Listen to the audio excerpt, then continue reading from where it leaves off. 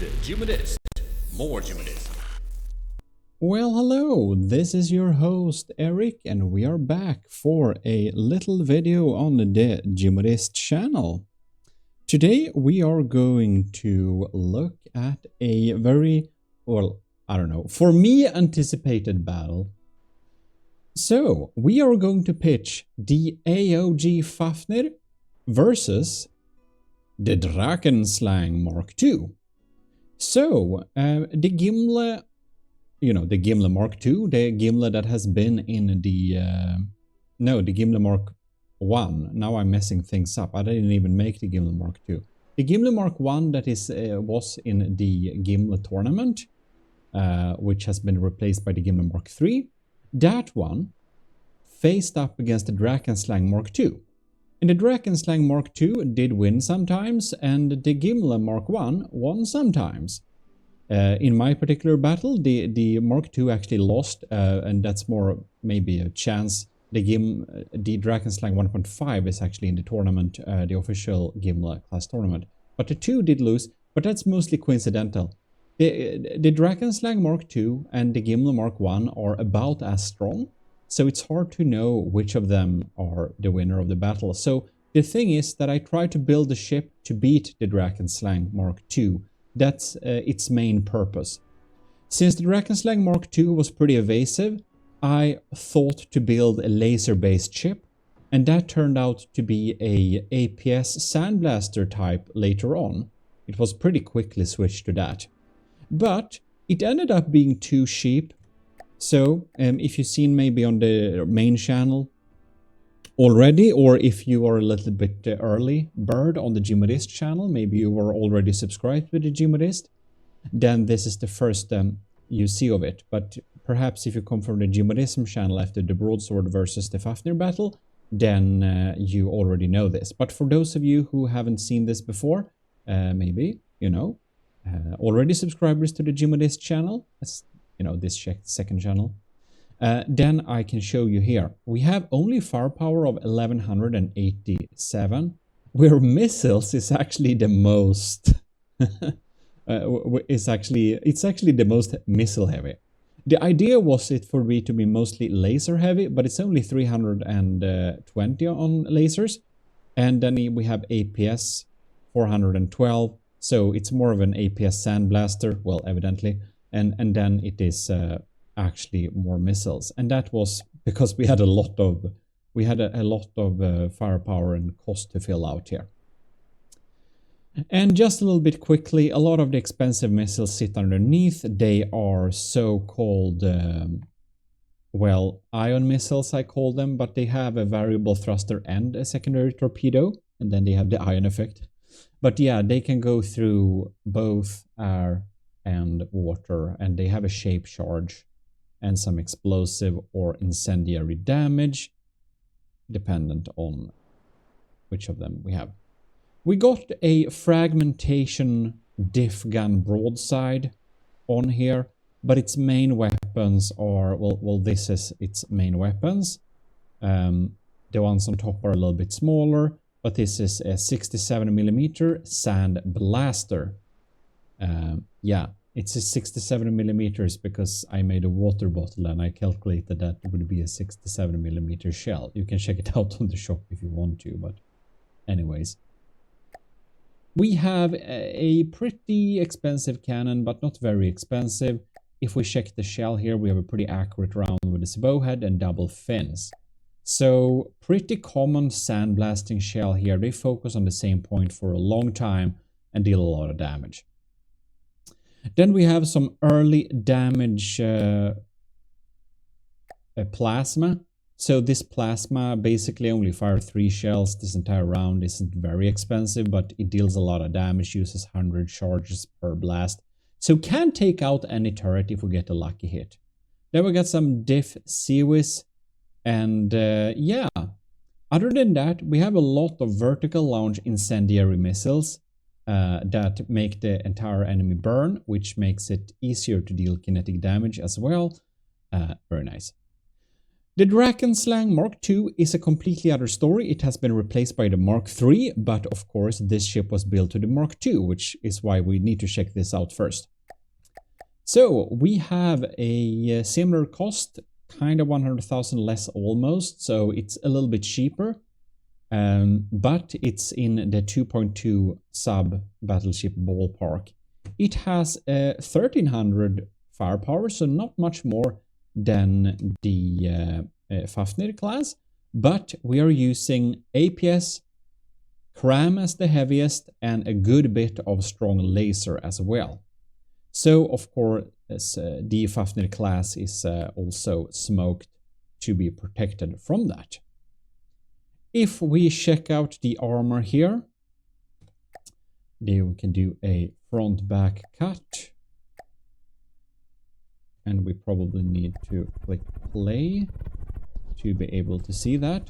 So we have a lot of metal and wood and no real air gap, where the sandblasting should dig through this eventually, but it's my hope that the plasma will really shoot through pretty hard in the early game there.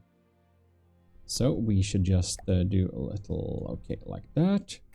So we can check this little thing here. You can see we have some spaced armor to deal with potential other types of threats, but also we have this layer to maybe have the cram detonations be a little bit further away from us. We have a lot of vertical launch interceptors that are very able to hit cram shells, and then we have basically flak burp guns shooting, well, I think it's 5 slugs totaling, and two of these will total in on 200, more than 200,000 damage, 250,000 damage. So hopefully they'll be able to take out these shells. Yeah, exactly. You can see these cram shells. Can't of course deal with all of them, but a volley of these they should be able to take out. So yeah, that's their purpose. Anyways, let's go to the battlefield and set up this battle. Our combatants are spawning in. Alright. Laser is firing. Oh, I totally forgot the Drakenslang Mk2 had mortars. Bam! Look at that. We just need to pause and check out what's happening here. So, oh yeah. We have a lot of heat decoys, which are on the spinny bits there. So that's of course by design, because we don't want our things which are vulnerable to be targeted. Let's see how the Drakenslang deals with the incoming missiles here. Drakenslang Hydrofoil War Canoe by Borderwise. And bam, there we go. They didn't get taken out, did they? Here we got the underwater launched ones. Look at that, we're really keeping the laser busy. And these will now start a nice fire. I wonder how the predictive guidance torpedoes are doing. They are just sonar torpedoes. Wow, the Drakenslang Mk2 is in the lead. Darn it. That's not what we intended. And by the way, we never tested the Fafnir class versus the Drakenslang Mk2. This is the first time they'll meet. It is designed to beat it, but it's designed to beat it blind, so to say. I didn't test it to make sure it can beat the Drakenslang Mk2. I don't know if it can, but the philosophy behind the Fafnir is so that it could beat it. And if that works or not, that's a completely different story. Looks like we're switching sides, yeah? We felt damaged? No?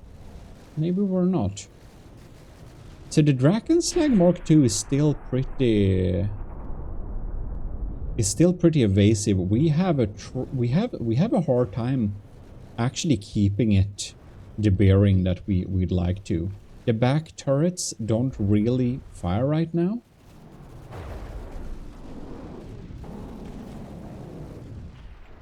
All right. This battle is somewhat laggy, actually. Who would have thought? And the we certainly keep the interceptors busy.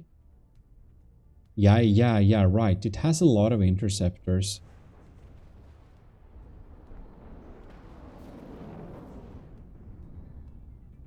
I kind of thought maybe we didn't have that many interceptors. I don't know. Like, it was a pretty long time ago I started on the Fafnir class. Yeah. It was like the Drakenslang Mk2 is pretty old. And so is the Fafnir. It's just like any other battleship. When it's finished, it's kind of not indicative of the builder's level anymore, because it takes so long time to build a battleship and tweak it. And if you will rebuild the ship every time you learn something new, you're never gonna finish a ship, like, at all. So you'll just have to deal with it and start on a new project instead. And when that's done, it's a little bit on your, not indicative of your level anymore. Oh, looks like our clusters are really shooting under the turret here. We have honestly a good chance of making sure this turret maybe just gets disattached. Interesting. The Fafnir class is at 86%, 85, and the Drakenslang Hydrofoil War Canoe is still at 96. What a surprise. I did not think that would be...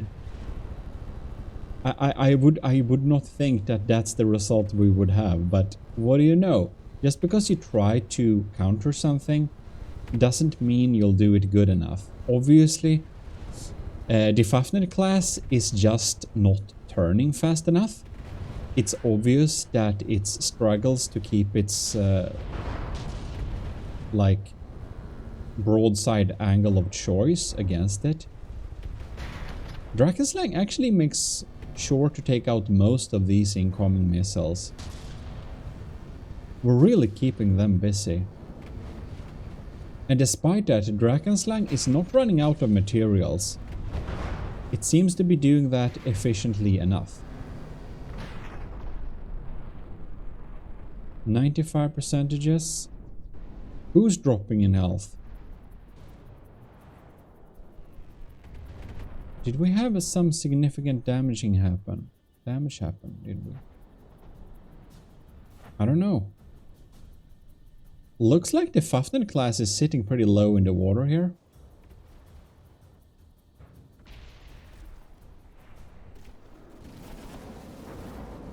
Alright. We are sitting pretty low in the water. What happened? It's quite interesting. Why is it sinking? Perhaps it's just damaged enough? Oh yeah, I think we damaged a lot of the floaty blocks here. Oh my, look at that. The AI compartment is semi-exposed. It's possible also...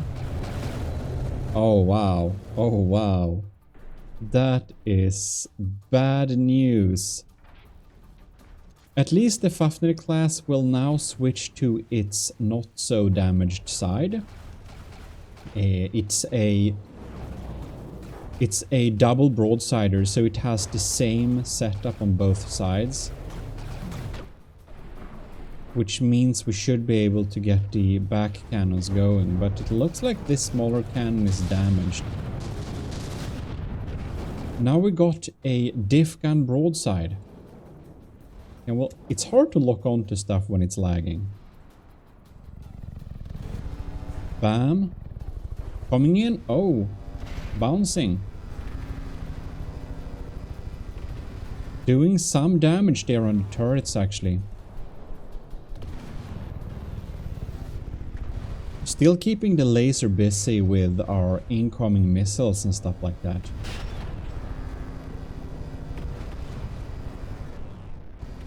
(77 versus 94 percentages). The Drakenslang Mk2 is putting up a really good fight. Well, well, it's worrying if the Fafnir class can beat it. It feels like we are digging through here with the sandblasters. We now have the back gun online again, but usually when we have a lead that's basically almost 20%, it's pretty impossible for the Fafnir to win this first battle. Question is, was the Drakenslang Mk2 lucky the first round? Or is it just generally a better design than the Fafnir class? They both suffer from the same issue, and that is that their effective firepower, both of them, is perhaps a little bit low, since the Fafnir generally has very effective firepower, but not against a ship that has so good CWIS systems. The laser doubles as CWIS, it has a lot of interceptors, and it got some diff guns there for early game too. And I think I underestimated Drakenslang Mk2's intercepting capabilities, obviously, because these incendiary missiles were meant to really burn down the Drakenslang, and they are not. They are just not. Well, I think we need to go over to the Fafnir class and see how it's doing. So we lost the small turret up here. Ooh.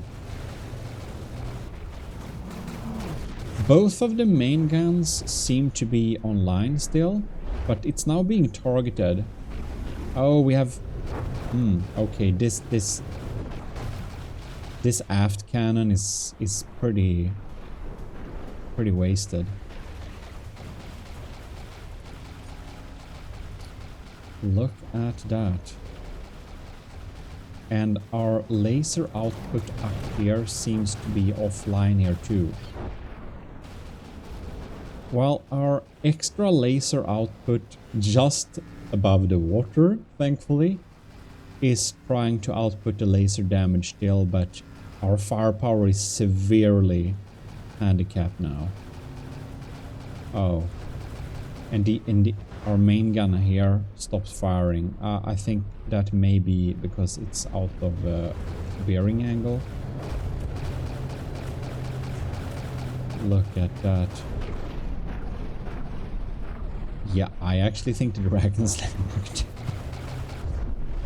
The thing that the thing we designed it to beat, it's gonna win the first battle, and there goes, you know, there goes my honor. No, just kidding. There goes the Fafnir class. It's a really good example that even if you try to build something that is supposed to beat a specific type of ship, doesn't mean that it will.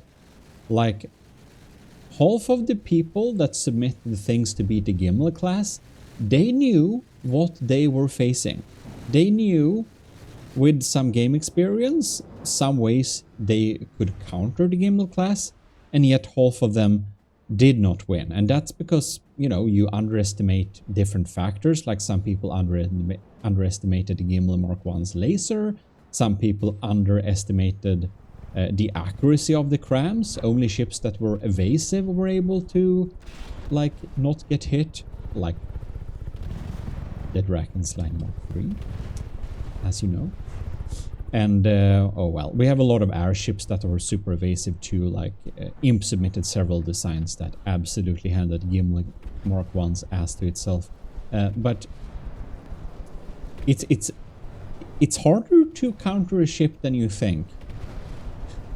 Take some experience maybe, and perhaps I just underestimated the Drakenslang Mk2's CWIS and intercepting capabilities. Well, we're gonna see later on if it was lucky or not. I'm kind of surprised these torpedoes, they seem to be a little bit blind. But not blind enough to not go at the right direction, they're just blind enough to not hit the darn propellers. Which would have been nice. They are explosive, those torpedoes. They would absolutely nuke these propellers if they were just a little bit more accurate. Oh well, they are not. What can we say? It's gonna be very interesting to see later on how the Fafnir class deals with the Drakenslang Mk2, because the Mk2 of the Drakenslang actually doesn't have any sea whiz capabilities at all. So all of our firepower should be able to hit it.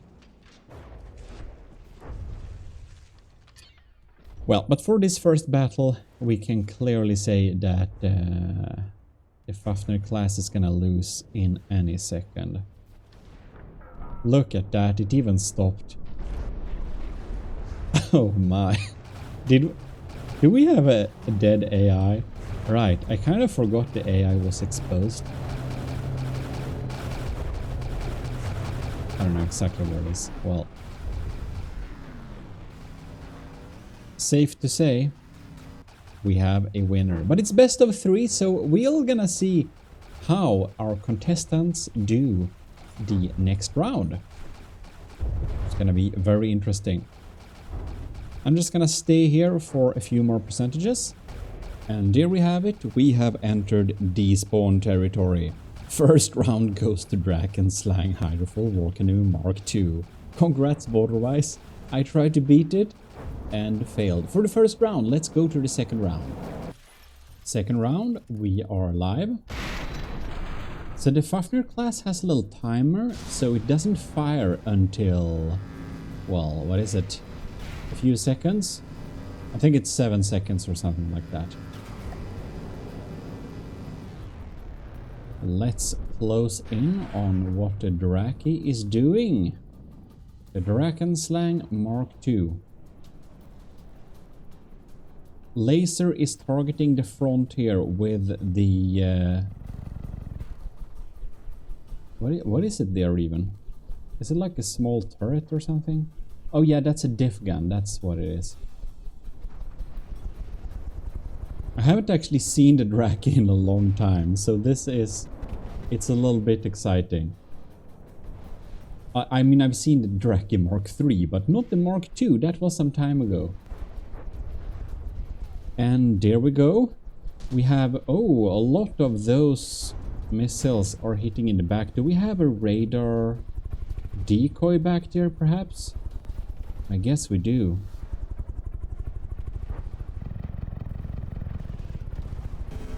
Alright.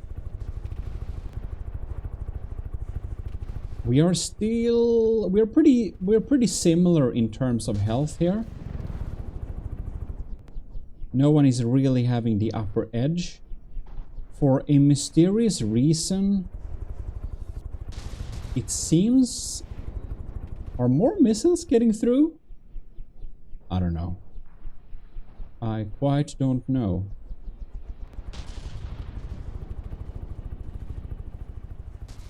And our laser is... one of our lasers is flickering, and that's because it's set up to target crams, right? I kind of forgot I did that. Whoops.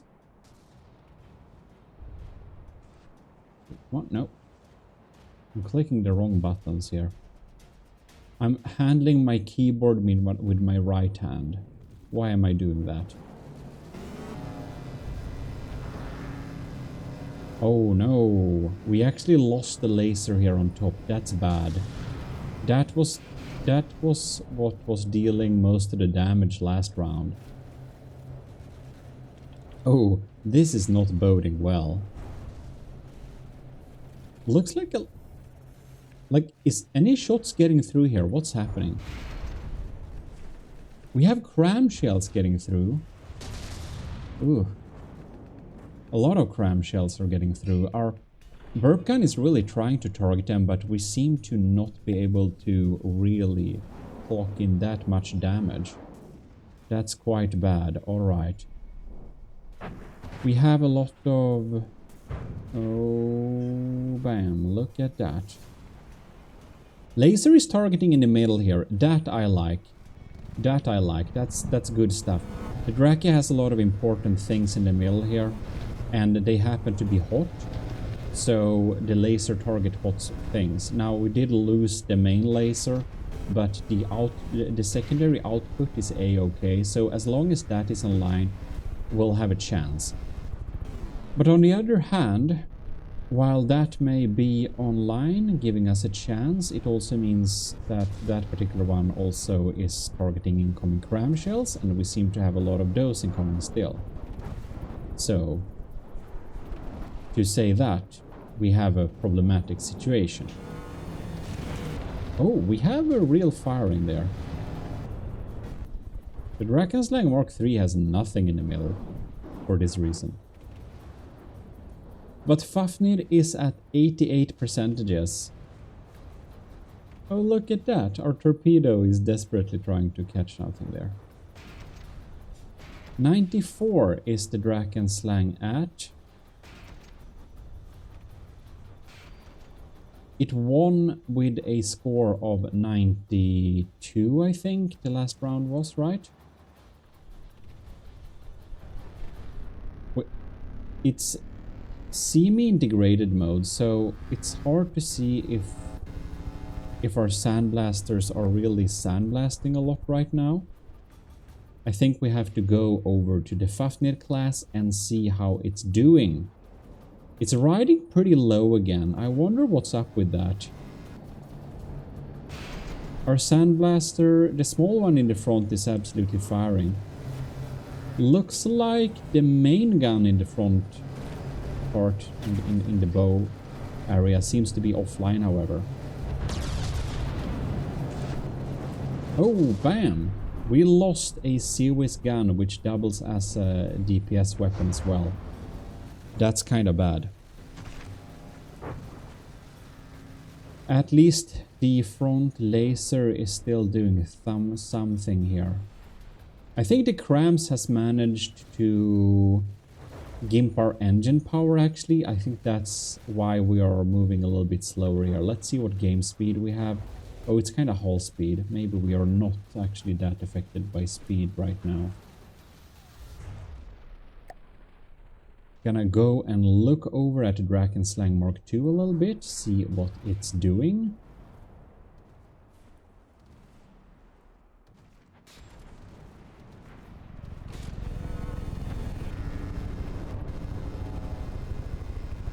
Oh my, torpedo, come on, come on, come on.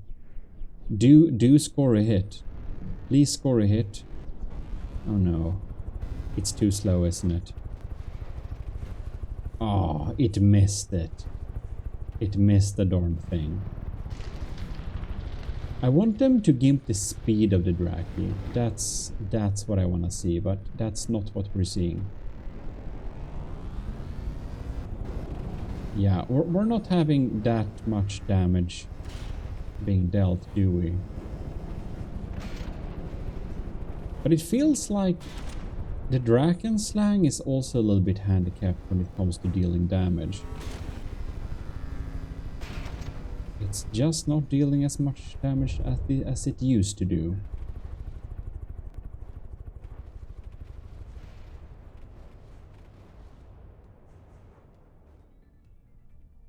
Really squiggling back and forth there. Missile volley coming in. Interceptors are cleaning up most of them.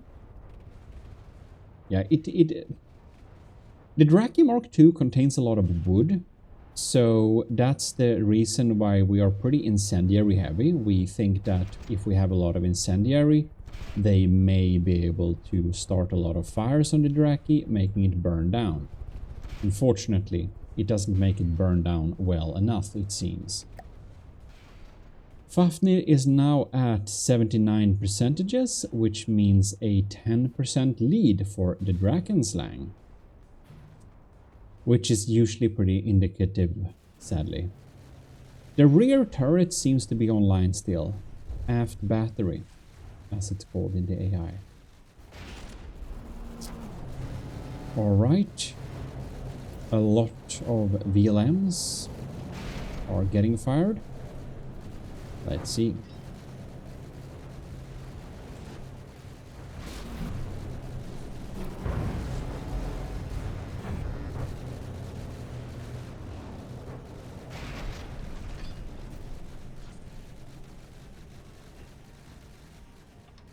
Those cram shells be pretty scary.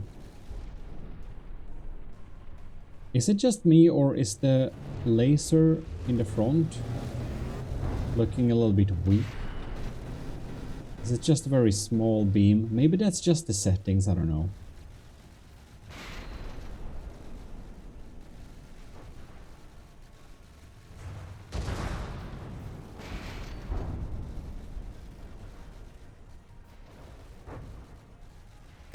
Well, let's check over at the Draki here. Drakenslang Mk2. I'm now back with all the hands on deck. We have fires all over the place, doing some fires. And the sandblaster is sandblasting. We're kind of slowly getting through there.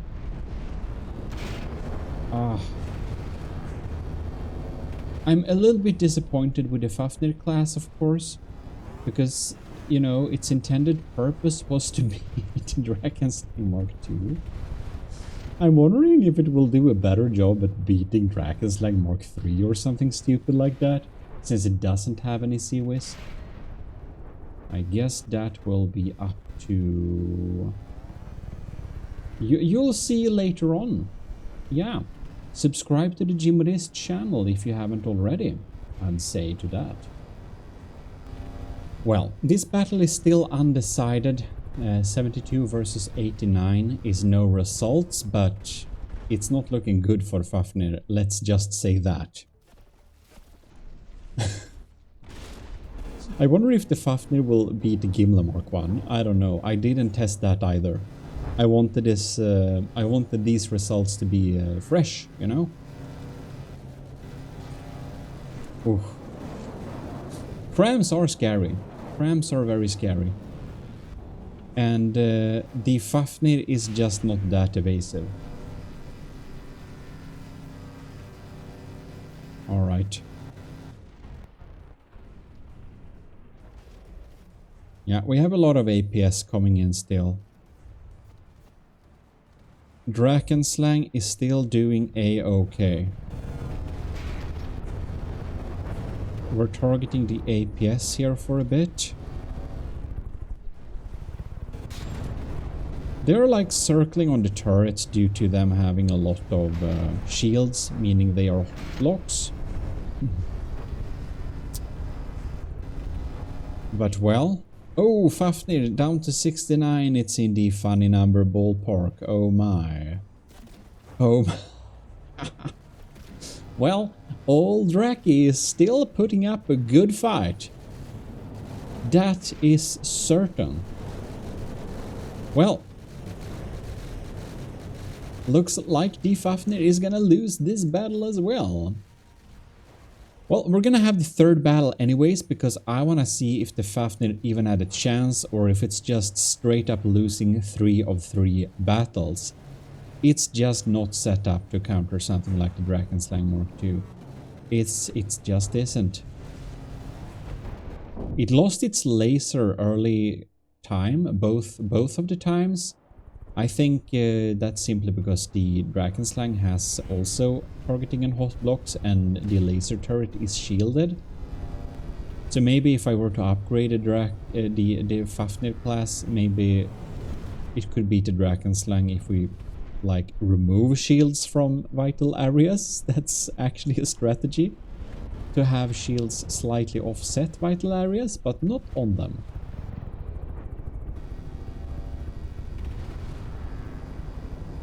Well, now the Drakenslang Mk2 is closing in, making a full circle. Ironically, getting to the Fafnir's less damaged side, but at 63%, I don't really think it's gonna matter very much.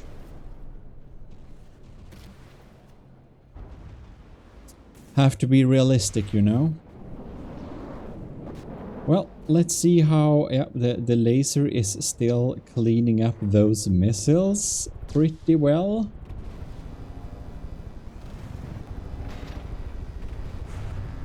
Yeah, the Fafnir class really relies on its incendiary damage, and when you have good series defenses, that really goes away.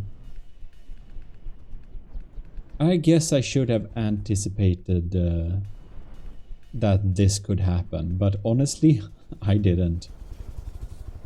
And if you want to really beat a ship that already exists, that's why you test it against that specific ship. If you want to do that, then you can do that, and then you really know by learning that. For example, perhaps I could put in some solid bodies into the missiles, making them survive a lot better so that more of them get through. That's a tactic.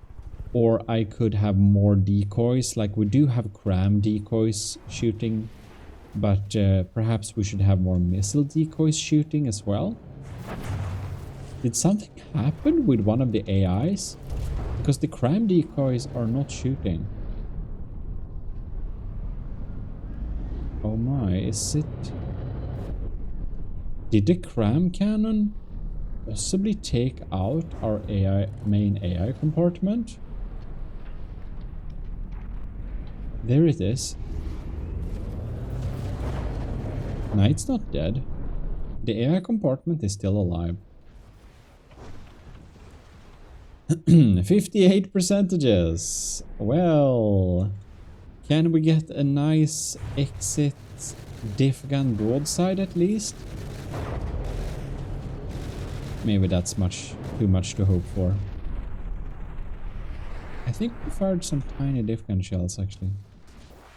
Oh, look at that. Now our remaining sandblaster is actually having the opportunity to shoot at stuff. Well, buddy, you're a bit late into the game, man. You're doing a good work of what you were intended to do. It's just that it's a little bit late. We're 1% from despawning. Ah. To beat this, we would require insanity luck. That's impossible. It is impossible. We just straight up... Yeah. We're gonna have the third battle anyways, of course, but it looks like the win is actually going to Drakenslang Mk2. Look at this. It's doing what it's intended to do. But yeah. So one of the largest issue with the Fafnir class is that it's not maneuverable enough. It's so much more maneuverable than the GIMLE class, but that doesn't say a lot, does it? Fafnir goes down. Big congratulations to Borderwise. The good old Drakenslang Mk2 still holds up. Well, let's check in the third battle. And there we go. Third battle is going. The decoy crams have been fired, and now we get the full volley. Can we just take a moment to see this like where the plasma hits is such a big decisive factor. I don't know where the why don't I know where the plasma hit, man? There we have another plasma blast. Let's see that. Bam. So that's it. That's the kind of hole that plasma does to dense armor. Ladies and gentlemen. Got a good blast in there.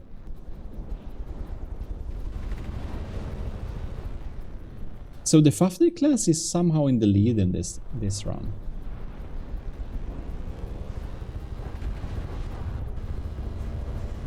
Interesting.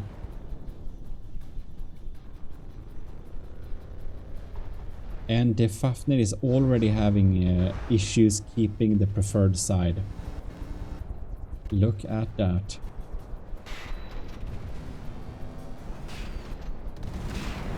Now our laser and its attached HESH gun is firing against this turret, since it does contain a shield in it. It's being very targeted. Oof. Even had some remote guided missiles coming in there. This turret is... firepower is severely handicapped now. Look at that.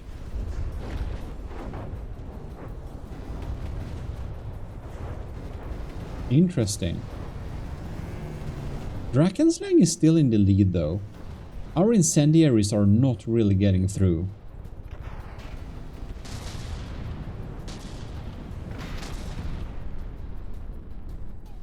Oh my.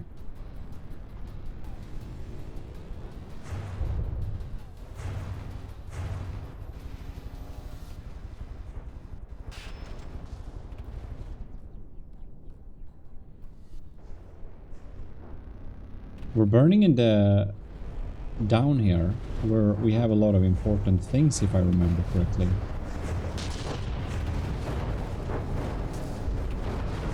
I think it's gonna keep its focus there for some 10 seconds or something.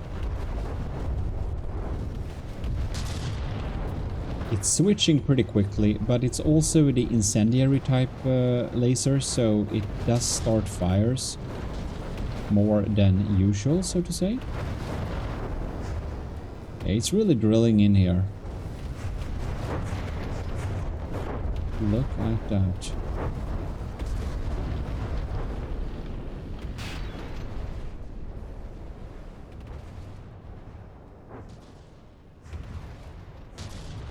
$95 versus 96.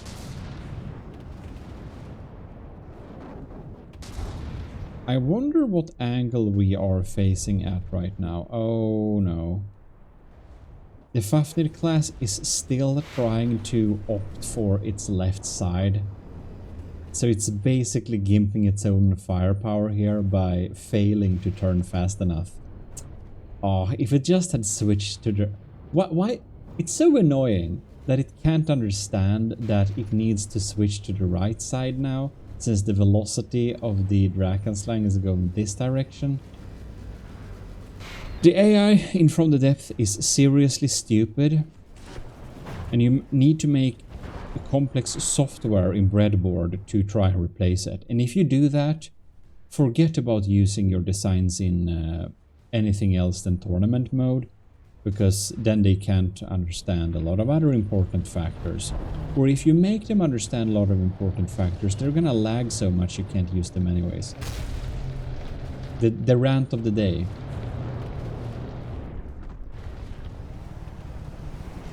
Fafnir class under-delivering. And if you already watched the broadsword battle, if you come from the GMODISM channel and didn't know about the GMODIST channel, if you come here from the broadsword battle, well, tell me, what do you think? What do you think about this? I actually recorded the broadsword project battle before I recorded this, so I know what's happening in the broadsword video. I'm not gonna tell you or give you any spoilers, but if you watch that, what do you think? Are you surprised? In any case, that's gonna be on the GMODISM channel if you are watching this first on the GMODIST channel. The laser on the Fafnir class isn't down in this battle.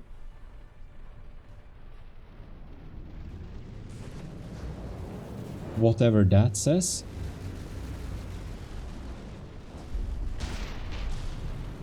Now we do have a neat broadside going on, at least.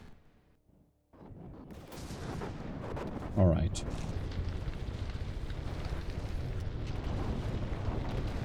What are we locking into here? Is one of the sandbasters digging through this turret? It seems it may be. Right. So the battle is actually unclear which direction this is gonna go at. The Drakenslang is in the lead again, but it looks like the Fafnir class is really targeting some serious locations. This is what I thought would happen in the earlier battles. Well, I was wrong, and the Drakenslang Hydrofoil War Canoe Mk2 handed the Fafnir class its own ass, despite the Fafnir class being built to beat the Mk2. But whatever. That happens. We underestimated the defensive capabilities that Drakenslang possesses, and well, it lost. Look at that. Now we have a new broadside of well, that's an anticlimax, just missing.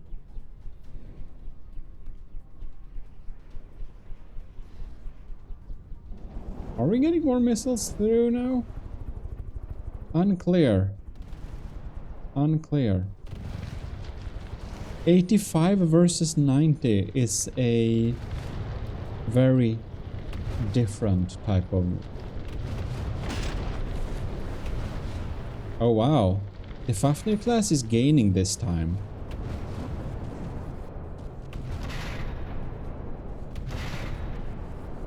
Huh. So, looks like the Fafnir may win this time. Oh, well, we're gonna see about that. But we're having a lot of those shells, like those missiles are coming in now. I wonder, like, why? Because the interceptors are still doing theirs to try and take out stuff. 84 versus 88.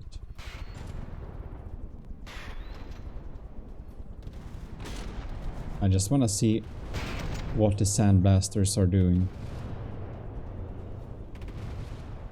Really digging into stuff here.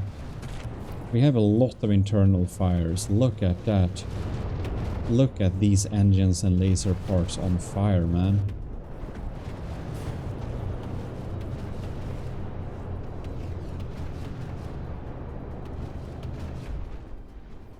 Interesting indeed. By the way, I'm gonna make a version of the Fafnir class that's cheaper and optimized for campaign use. One thing I'm very curious about is how the Fafnir class is doing in its interior parts.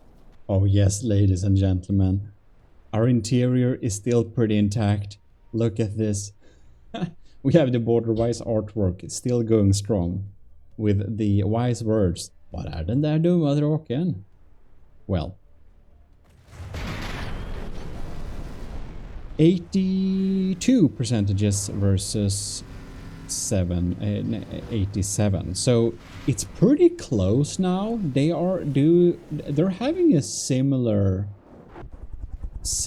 health point here, and the Fafnir class is pretty good at like battling with lower values, so it's a pretty equal match now.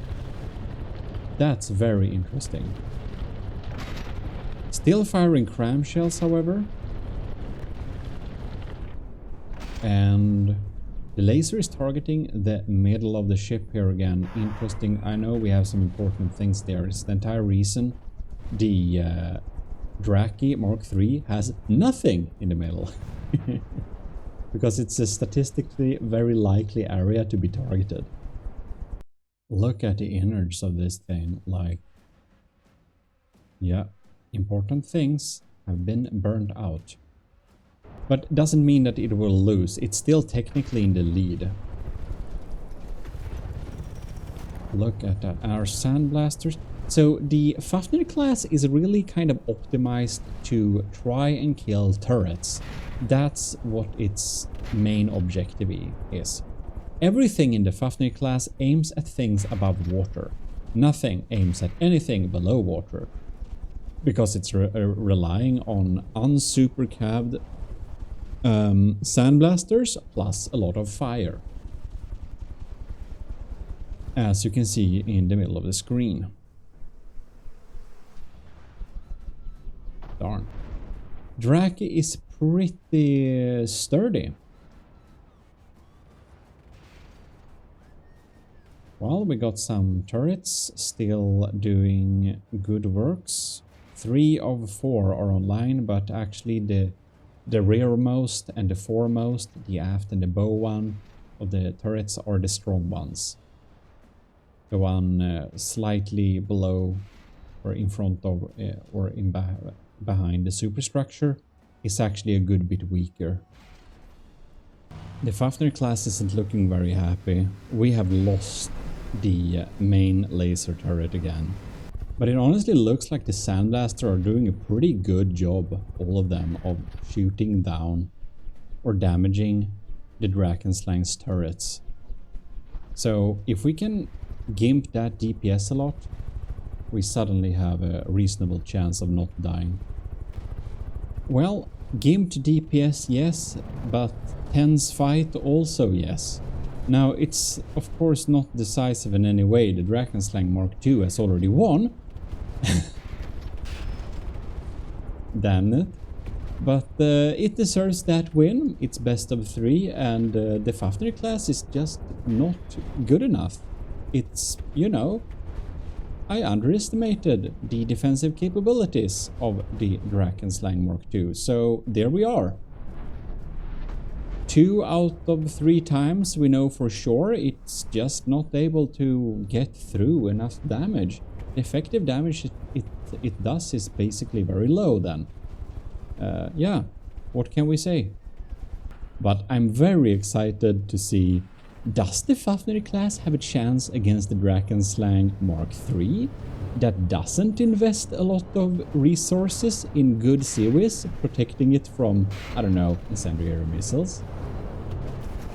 Well, we shall see indeed. Wow. They're really doing a pretty good job at targeting turrets, I must say that, but will it matter for this battle? The Drakenslang just got the 10% lead in terms of health, which is pretty bad news. Look at that. Fafnir class has entered the funny number, 69% health. I think it looks like it's darn well gonna lose 3 after 3 rounds. I just feel how outdated the Fafnir class is. I'm already building a new battleship, by the way, because I felt the Fafnir, when it was completed, is, you know, a bit archaic, and I learned some things that also works pretty well. In any case, the Fafnir loses at the good old Drakenslang Mk2. The Drakenslang Mk2 is better battleship. I do, however, wonder if the Fafnir class will perhaps work a lot better versus the Mark III. I'm starting to think so, because I know that the Mark III doesn't bother with CWIS. On the other hand, then the Fafnir uses a lot of CWIS itself to take out cramps and such, and the Drakenslang Mark III doesn't have that, so it's basically bringing useless firepower to the table, which is also not good, but well, it will deal more damage, which is, I think, the more important part. It's crazy at 63%. One thing the Fafnir class is, and that is it's pretty sturdy, it's still pretty hard to kill.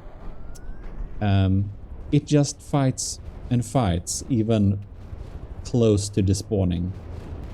The Drakenslang Mark III, however, is even more sturdy and redundant than the Mark II, so there is that.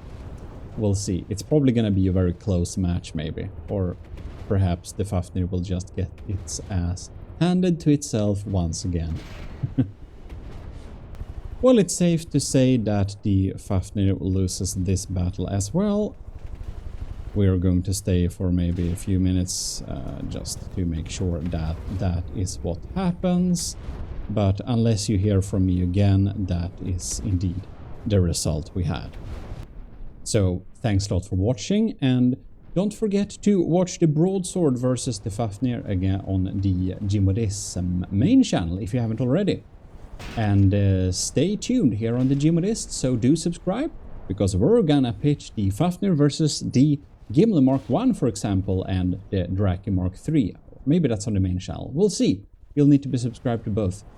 This is your host Eric, and we are signing out. See you next time, and thanks for watching.